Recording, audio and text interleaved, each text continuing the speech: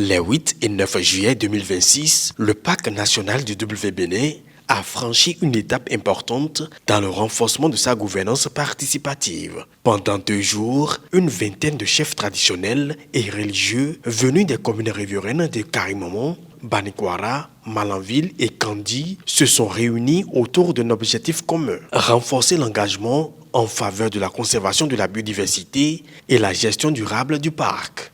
Le parc a pensé utile de vous réunir pour vous offrir cette opportunité d'échange, pour discuter autour de ce parc et discuter autour des défis que nous avons. Et cet atelier aussi permettra de discuter d'autres défis qui sont les défis importants, tels que les conflits entre agriculteurs et éleveurs.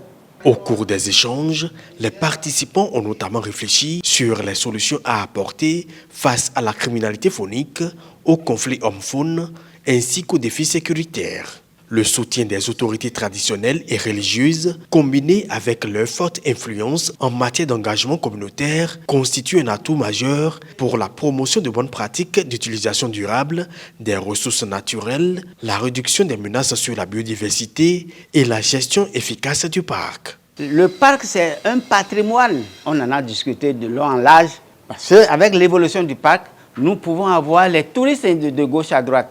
Le parc là, c'est pour nous. Il faut qu'on va lutter pour que le parc n'ait pas disparu. Parce que nos papas, ils nous ont laissé ça.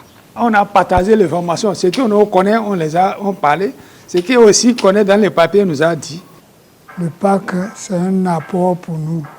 Il nous aide par exemple au niveau des cantines scolaires. Les gens nous construisent des écoles. Et il y a plein de choses qu'ils font. Et nous pensons que c'est une initiative que nous saluons.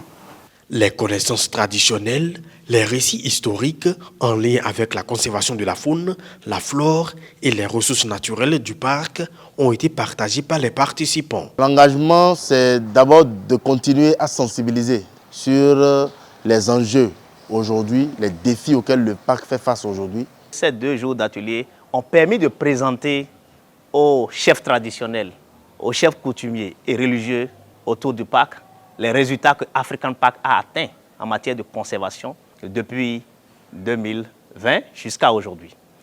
Également, la contribution de African Park par rapport au développement communautaire. À travers cette initiative du parc national du W-Bénin, African Parks réaffirme sa volonté de placer les communautés locales au cœur de ses actions de conservation.